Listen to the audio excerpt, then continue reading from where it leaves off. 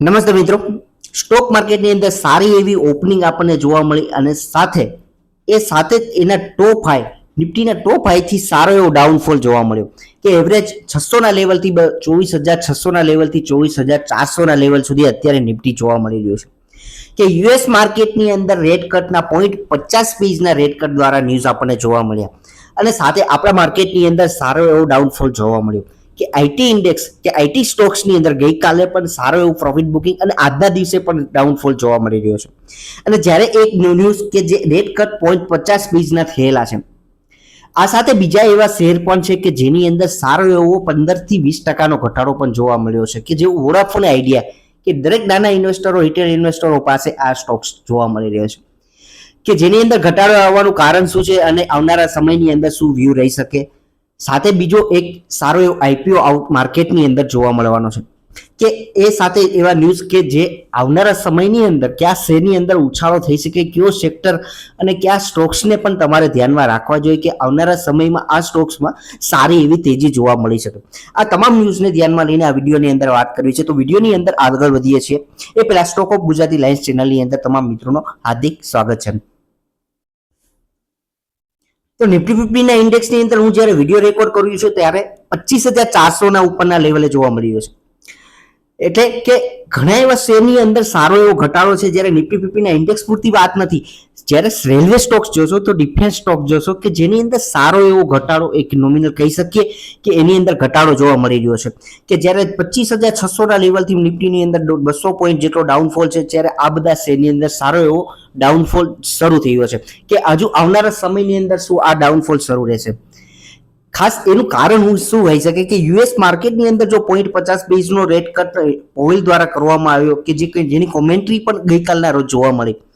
કે જે 2008 પછી પહેલી વાર એવું બન્યું છે કે 0.50 પેજનો રેટ કટથી શરૂઆત થતી હોય કે જ્યારે હિસ્ટ્રીની અંદર જોશો તો હિસ્ટ્રીની અંદર એવું પણ જોવા મળશે કે જ્યારે 0.50 પેજનો રેટ કટ થયેલો છે ત્યારે માર્કેટની અંદર ડાઉનફોલ જોવા મળ્યો છે આ બધા ઘણા એવા કારણ આપણને પણ ધ્યાનમાં લેવા જોઈએ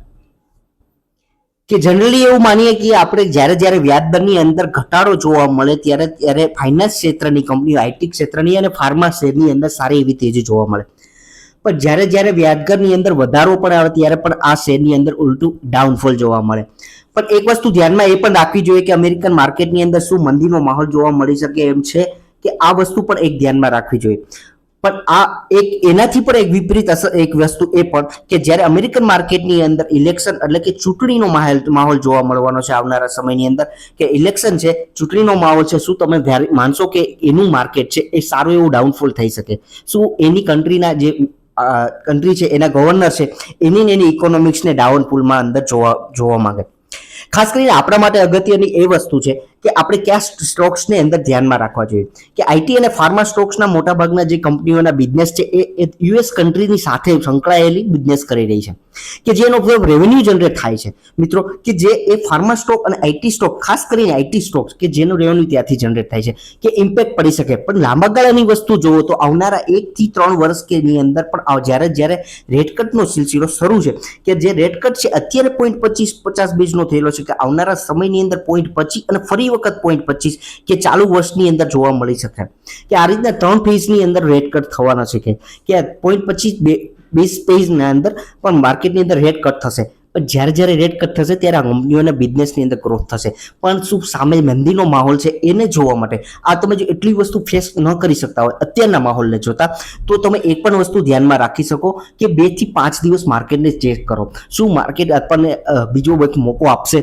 કે શું હજુ ડાઉનફોલ જોવા મળશે કે આજથી ફરી વખત તેજીનો માહોલ જે શરૂ છે કે આઈટી સ્ટોક્સ અને ફાર્મા સ્ટોકની અંદર શરૂ રહેશે એટલા માટે આ બધા સ્ટોક્સને પણ તમારે ધ્યાનમાં રાખવા જોઈએ કે અત્યારે તમે ડિસિઝન ના લઈ શકો તો એક સમય આપી શકો પણ જ્યારે આપણા માર્કેટની અંદર જે બિઝનેસ કરી રહી છે એવી કંપનીઓ કે જેને શશિકાંત દાસ દ્વારા કે આવનારા સમયમાં કારણ કે ઇંગ્લેન્ડ દ્વારા પણ આજ રાત્રે એક રિવ્યુ જોવા મળવાનો છે કે રેટ કટ ત્યાં પણ થાય છે કે શું એ સાથે અમેરિકન માર્કેટમાં થયેલો છે હવે ઇન્ડિયન માર્કેટને આવનારા સમયની અંદર શું શશિકાંત દાસ દ્વારા પણ એક ન્યૂઝ જોવા મળી શકે તો એ સાથે એ પણ કંપનીઓને પણ તમારે ધ્યાનમાં રાખવી જોઈએ કે ઇન્ડિયન માર્કેટની અંદર રહીને સારો એવો બિઝનેસ કરતી હોય કે એ ક્યાં સેક્ટર છે કે એની અંદર અંદર પણ જ્યારે સારી એવી તેજી થઈ શકે કે એ હજુ ઘણા એના લેવલથી સસ્તા સ્ટોક્સ જોવા મળી રહ્યા છે. એમાંની એનબીએફસી ફાઇનાન્સ એટલે કે નોન બેન્કિંગ ફાઇનાન્સ કંપનીઓ, કે આ જે કંપનીઓ છે એને બહુ ખાસ ધ્યાનમાં રાખવી જોઈએ. હજુ આ બધી કંપનીઓ ઘણી એના ટોપ હાઈથી, લાઈફ ટાઈમ હાઈથી પણ 52 વીકના હાઈ પર પણ જોશો તો મિત્રો ઘણી ડાઉન છે. દાખલા તરીકે બજાજ ફાઇનાન્સ, ફિનસર્વ, આધાર હાઉસિંગ ફાઇનાન્સ, સાથે આવાસ ફાઇનાન્સ જે કંપની પોતાના ટોપ હાઈથી ઘણી પણ ડાઉન છે. અને સાથે એલટી ફાઇનાન્સની વાત કરો, પીએનબી ફાઇનાન્સની વાત કરો, શ્રીરામ ફાઇનાન્સ કે જે નિફ્ટી 50ની પણ કંપની છે કે ફાઇનાન્સ એનબીએફસી સેક્ટરની. આ સિવાય તમે ગોલ્ડ કંપનીઓની અંદર લોન પ્રોવાઈડ કરતી કંપનીને પણ જોઈ શકો. એની લીડરશિપ છે એ મુથુટ ફાઇનાન્સ. એ કંપનીને પણ આપણે ધ્યાનમાં રાખી શકીએ કે એનબીએફસી સેક્ટરની અંદર સારી એવી તેજીનો માહોલ પણ જોવા મળશે. કે આવનારા સમયની અંદર જ્યારે વર્લ્ડની અંદર ટોપ રેટ ડાઉનની સાયકલ શરૂ થઈ છે ત્યારે આ સાયકલ છે એની અંદર અપડાઉન વોલેટિલિટી સેશનનું આપણને વધારે પડતું ધ્યાન જોવા મળે કે જે ત્યારે વોલેટિલિટી સેશનની અંદર સારા એવા સ્ટોક્સ તમને વોચ લિસ્ટની અંદર આવા રાખવા જોઈએ. આ સાથે બીજું એવું સેક્ટર કે બેન્કિંગ સેક્ટર કે જેની અંદર ઘણું વેલ્યુએશનની અંદર આપણને સારી કંપનીઓ જોવા મળે છે કે જે બેન્કિંગ ક્ષેત્રે બહુ સારું એવું રિટર્ન તમે એક્સેપ્ટ ન કરી શકો કે જે રીતના ડિફેન્સ સ્ટોક્સની અંદર પણ રેલી જોવા મળે એવા રિટર્ન પણ ના મળે તમને આમાં. પણ એમાં ઘણી એવી બેન્કો છે હજી એના પોતાના ટોપ હાઈથી ડાઉન છે કે આવનારા સમયની અંદર ક્ષમતા ધરાવે છે કે સારું એવું રિટર્ન આપી શકે. એ સિવાયનું બીજું એક ઇન્ડિયાની અંદર જે એક સેક્ટર છે કે એફએમસી ફૂડ ક્ષેત્રનું એક ક્ષેત્ર એફએમસીજી કે જે કંપનીઓની અંદર પણ સારી એવી રેલી ચાલુ જ છે. અને હજુ પણ આવનારા સમયની અંદર જ્યારે ફેસ્ટિવલ સિઝન શરૂ થવાના હોય, સારું એવું બિઝનેસ એમને મળી શકે એમ હોય, દિવાળી હોય, સાથે મેરેજ ફંક્શન છે, સારું એવું ચોમાસું થયેલું છે ઇન્ડિયાની અંદર સારી એવી સિઝન એની ગયેલી છે, ત્યારે આ બધી કંપનીઓને સારો એવો બિઝનેસ મળી શકશે. આ સાથે આવનારા સમયની અંદર ફેસ્ટિવલની વાત થાય ત્યારે પણ દિવાળીની સિઝન આવનારા સમયમાં શરૂ થશે. દિવાળી આવશે, તહેવારો આવશે નવા, ત્યારે પણ આ બધી કંપનીઓ કે જે મેરેજ સિઝન આવવાની છે ત્યારે ગોલ્ડની ડિમાન્ડ પણ સારી એવી જોવા મળશે તમને. આ સાથે ધનતેરસ છે, સારા એવા તહેવારો આપણને જોવા મળશે ત્યારે આ ક્ષેત્રની અંદર ફરી વખત એક ડિમાન્ડ જોવા મળશે. એટલે ગોલ્ડ પ્રોવાઈડ કરતી કંપનીઓ, જ્વેલરી થીમ, ટાઇટલ, સેન્કો ગોલ્ડ, કલ્યાણ જ્વેલર્સ, આ બધી જ કંપનીઓ. આ સિવાય એક નવી કંપની પણ આપણે પીએનજી જ્વેલર્સ પણ નવી લિસ્ટેડ થયેલી છે. આ બધી કંપનીઓને તમારે ધ્યાનમાં રાખવી જોઈએ. એના જે નંબર્સ છે એ જે કંપનીઓના રિઝલ્ટ આવનારા સમયની અંદર ગ્રોથ છે એ કંપનીઓમાં જોવા મળશે કે જે કંપનીઓના નંબરના સુધારાના હિસાબે જે અગાઉથી રેલી જોવા મળશે. કે આ વિડીયો હું અત્યારે કવર કરવાનું કારણ એ છે કે હાલની દ્રષ્ટિએ આ સ્ટોક્સ અત્યારે ખરીદવા લાયક છે કે જે આવનારા સમયની અંદર 1 મહિના પહેલા પણ તમને એક રેલી જોવા મળે. આ સિવાય ફેસ્ટિવલની જ્યારે વાત થતી હોય અને સાથે મેરેજ સિઝનની વાત થતી હોય, રંગરોગાન કરતી કંપની એશિયન પેઇન્ટ છે, સાથે બીજી કંપનીઓને પણ તમે નેરોલેક છે, બર્જર પેઇન્ટ છે, આ બધી કંપનીઓને પણ ખાસ એવી ધ્યાનમાં રાખવી જોઈએ. આજના દિવસે પણ એક જ દિવસે કે સારી એવી નાનો શેરની અંદર વાત કરો કે જ્યારે મોટાભાગના રિટેલ ઇન્વેસ્ટરો એની અંદર હતા કે જે ધ્યાનમાં રાખતા હતા એવા શેર કે વોડાફોન આઈડિયાની અંદર એકાએક 20% જેટલો ડાઉનફોલ એના શેરની અંદર જોવા મળ્યો કે જે શેર એનો એપીઓ પ્રાઇસ કે જે એનો એપીઓ પ્રાઇસ હતો મિત્રો કે જે 11 રૂપિયાના ભાવથી પણ એનો ડાઉનફોલ જોવા મળ્યો છે. ખાસ બીજી વસ્તુ કે એપીઓનો પ્રાઇસ હું હાઇલાઇટ એટલા માટે કરું છું મિત્રો કે જે લોકોને એપીઓ આ શેરનો મળેલો હશે, એપીઓ દ્વારા મળેલા શેર છે, એ લોકો પણ આ શેરને જો આનથી પણ અહીંયાથી પણ હજુ ડાઉનફોલ જોવા મળે તો પણ આ શેર ધારકો જે છે એપીઓ દ્વારા મળેલા જે સ્ટોક્સ છે એને પણ એ વેચાણ કરવા માટે આવી શકે. બીજી વસ્તુ, આ કંપનીઓની અંદર બની શું રહ્યું છે કે શા કારણે એટલો બધો ડાઉનફોલ છે કે જે એજીઆર થ્રુ જે સુપ્રીમ કોર્ટના જે રકમ જે ચૂકવવાની રકમ હતી, જે વોડાફોન આઈડિયાને જે 70,000 કરોડની રકમ ચૂકવવાની હતી જે વોડાફોન આઈડિયાને, એના માટે સુપ્રીમ કોર્ટ દ્વારા જે એક ખારીજનો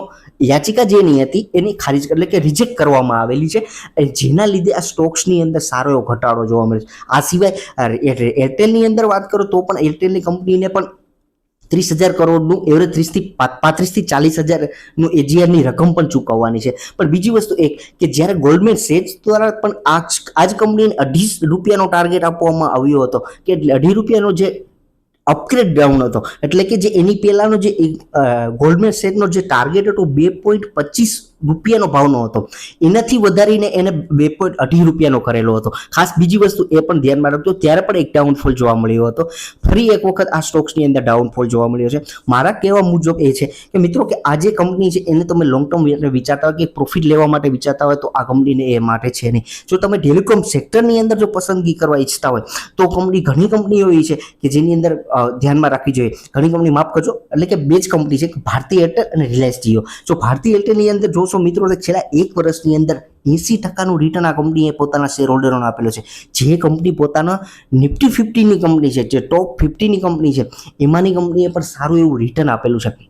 એટલે કે કહેવાનો અર્થ એમ છે, સારો એવો સ્ટોક્સ પસંદ કરો. ભલે તમે ભાવની દ્રષ્ટિએ ડાઉનફોલ નાના ભાવના શેર પસંદ કરતા હોય, તેમ છતાં એક પણ શેર લેશો તો પણ તમને મિત્રો 80%નું રિટર્ન પણ મળ્યું હોત. કે જ્યારે પણ તમે નીચેના ભાવમાં રકમ પસંદ કરો છો, તમારું એ રિટર્ન નથી મળી શકતું. એટલે કે કહેવાનો અર્થ એ કે જે તે તમારી મૂડી ઇન્વેસ્ટ થયેલી છે, કે 10,000 રૂપિયા છે કે 1 લાખ રૂપિયા છે, કે આ જે રકમ તમારી ઇન્વેસ્ટ થયેલી છે એના ઉપર તમારું રિટર્ન જનરેટ થાય છે મિત્રો. એટલે કે સસ્તા સ્ટોક્સને પસંદ કરવા એ પ્રિફરેશન ન આપી શકાય. બીજું કે અત્યારે એવો એક આઈપીઓ આવનારા સમયની અંદર માર્કેટની અંદર જોવા મળવાનો છે કે એનટીપીસી કંપનીનો, કે જે કંપનીની અંદર સારી એવી તેજી જોવા મળી, કે એનટીપીસી કંપનીનો આઈપીઓ, કે એનટીપીસી ગ્રીન એનર્જીનો આઈપીઓ આવનારા સમયની અંદર જોવા મળવાનો છે માર્કેટની અંદર, કે જે કંપની 10,000 કરોડ દ્વારા આઈપીઓ થ્રુ ફંડ રેઝ કરવા જઈ રહી છે. સારો એવો મોટો ઇસ્યુ છે કે સારી એવી તેજી પણ ગવર્મેન્ટની કંપની છે કે જોવા મળશે. કે આવનારા સમયની અંદર, અત્યારે ડેટ કોઈ પણ એનાઉન્સ થઈ નથી, આવનારા દિવસની અંદર જો ડેટ એનાઉન્સ થશે તો વિડીયોની અંદર કવર કરવામાં આવશે. એન સુધી વિડીયો જોયો છે તમામ મિત્રોનો ખૂબ ખૂબ આભાર. Thank you.